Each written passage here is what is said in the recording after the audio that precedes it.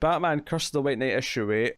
So Batman sabotages the other vehicles so that he's the only one getting after Azrael, and we get a big showdown at the dam, at the reservoir, where Batman is either going to decide to go through with killing Azrael or not. And ultimately, of course, the big dramatic beat is that he obviously does decide to save him. He does slash his throat, but he does save him afterwards.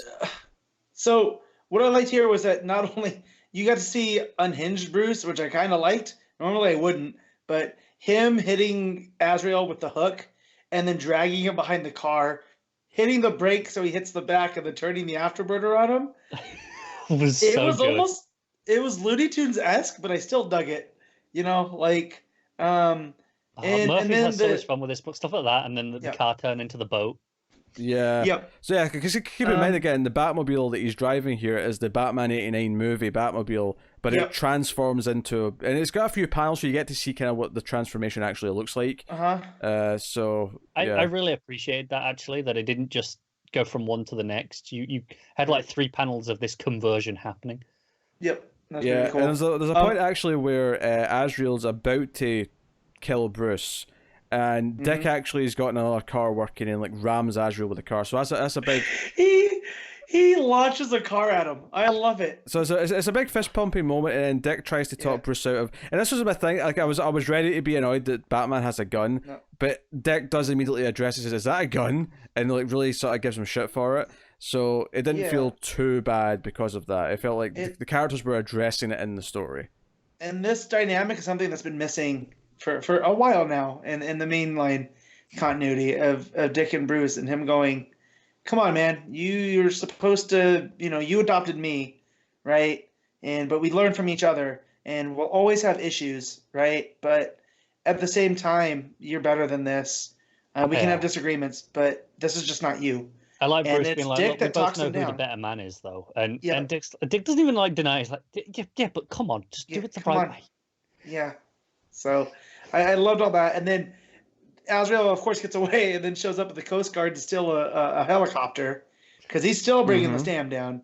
So I liked all that, too.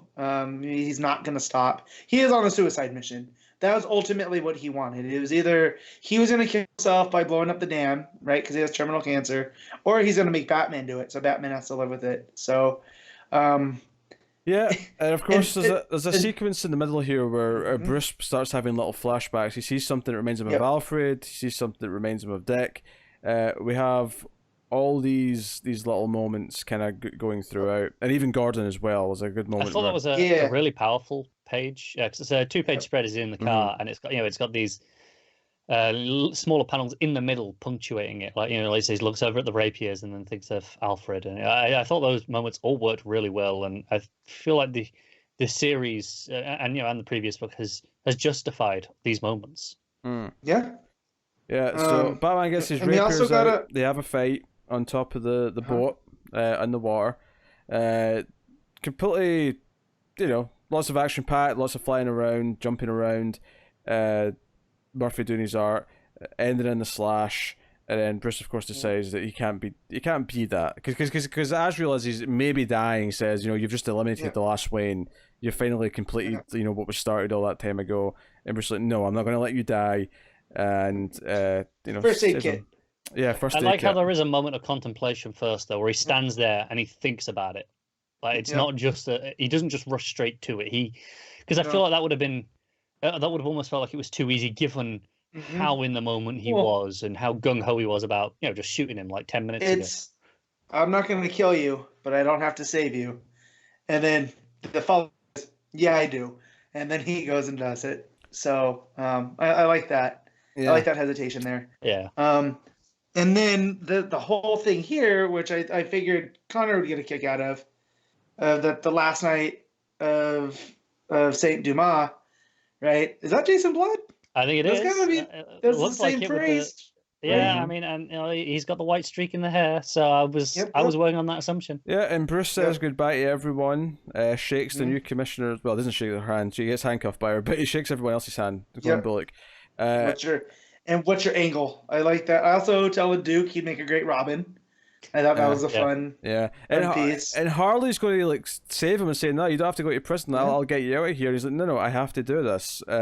So he insists on going. She gets out, and like I think like Duke and Bullock see Harley get out, so they're aware of what was about to happen, and are kind of like, okay, no, he made the choice not to go with her. And so we get like a montage essentially, for lack of a better word, going around showing that Bullock's been promoted. The press are kind of like talking about how they're missing Batman. Lucius Fox is distributing all the wealth that Bruce has left behind for the city. Yeah, turning everything into non-profits and charitable organizations. Yep. And then we get the big ending where Connor's favorite character is finally introduced into the White Knight universe. I don't hate this though, because they brought him up a couple times throughout this, especially in this issue. And once he showed up and I saw the name tag, I went, Murphy. What are you doing? And I think that it worked, because Bruce is sitting in his prison oranges, right, the jumpsuit, and a voice just tells him, we all know that you're planning on getting out. There's no cell that can hold you. Yeah. Right. So that's why they called me. And he goes, "You're right." Yeah. He goes, "There's got to be another reason, because you asked for me." And it's flipping Jason Todd dressed in what looks like a military police uniform. Mm-hmm. I love the shadows. I know it makes no sense, and there's no logical reason for the lighting of this. But you see, at the top of this, Bruce sitting there, and the cowl shadow's there, and then that final bit where it's kind of revealing who he is, and it's the Batman and Robin shadow, and there is no reason, there's no way that works in the light with where they're stood. But I don't care. Nope. Yeah, it works though, and I do love that he tries it though. He tries to justify it with the way that Jason's standing. Yeah, and to the point, like when he says, "There's another reason why you asked me to come here," Bruce says, "You're right. I want to talk," and that's so it ends in a cliffhanger. This is clearly seeding another story. It ends with Batman saying that he wants to talk to Jason about something.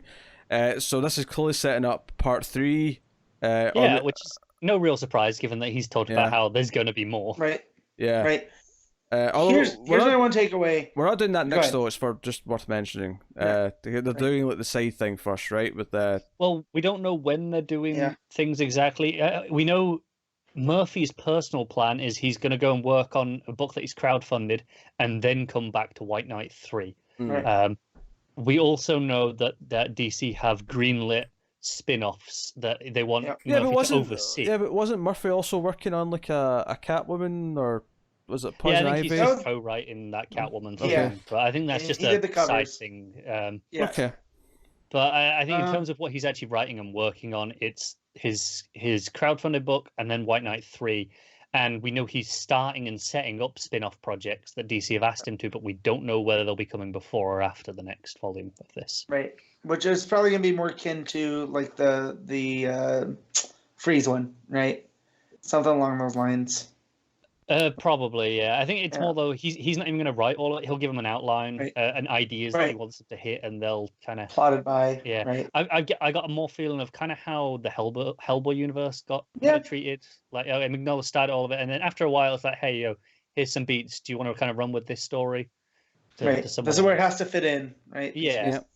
I just want to bring up one thing. So Harley, when she says goodbye, she draws a heart in the rain.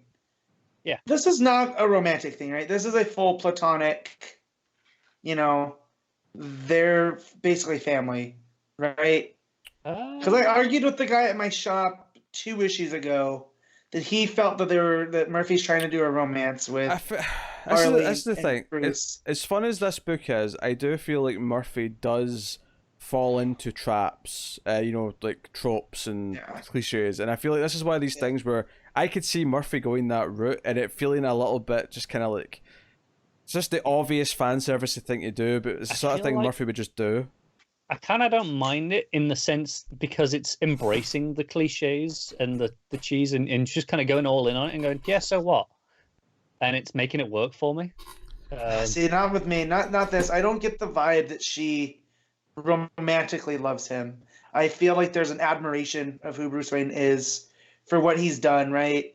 And allowed her to be, Harleen Quinzel again. And then was there when her twins were born and helped him with Jack. I think part of that might be her absolute, dependency. She needs to have someone Yeah, there, yeah, and and if that that's might be part of what the yeah, next story explores, or a spin-off with her explores. Is maybe she doesn't yeah, actually like Bruce. It's not about Bruce. It's that she has right. to throw herself at Have some. someone there, right? And that's fine if that's what it is. Cool, because I never got any romantic vibes actually between them during this. You know what I mean? Yeah. So, but when I saw that heart on there, I went, oh, I don't want my guy at the shop to be right. That's what it boils down to. Because that's what he threw out like 2 issues ago for issue 6. So, but yeah, it's definitely a different world that Murphy's done because, last I checked, Azrael killed off a good number of Arkham inmates. Oh So yeah, that at least Everyone but Ivy. right. yeah. I like this more That's than okay. more than the first book. Mainly because I didn't really like a lot of the Napier stuff in the first book. Yeah. But it's funny, it's pulpy. Sometimes it goes over a line. And like a potential romance with them would be over a line. I think at one point, Nightwing in this issue has a holy something Batman. Yeah, I moment. like that was though. kind of fun. Yeah. But like, it's a fun read. It looks great. It's been mostly really good. Everything dealing with Gordon's death. This series, even or one of the best things in the first series was Alfred's death, actually. Yeah. So getting to do all these big moments, and that's maybe one of the things that makes Alfred's Dead and King's Run look really bad is that Murphy How already well this is handled. Murphy had already done it in White Knight, and it was way better. Yeah. That said, in part 3, I hope we get this world's version of Ra's al Ghul. I needs I it see after that. seeing Azrael and just the ramping up, and they built and him trying to take over Gotham without Batman, right? Like what this is his moment now. So yeah, I'd love to see what Murphy does with that and the mythology there, and he's already building. He's hinted at the demon, right, with Etrigan. Mm-hmm. So honestly, there is very little that he could say that would make me go, "Oh, I really don't want to read this now," because I'm just like, whatever you want to do, I'm there. Yep. That's kind of how I feel right now. Mm. All right. So yeah. All right, Matt, what are you giving Curse of the White Knight issue 8? I'm giving this a 9.5. Connor, I love this book. I mean, I'm going a little bit lower, but I'm still giving it a 9. Yeah. Yeah, I will give it an 8.5, which I guess puts me in the lower end, but I mean, still really good.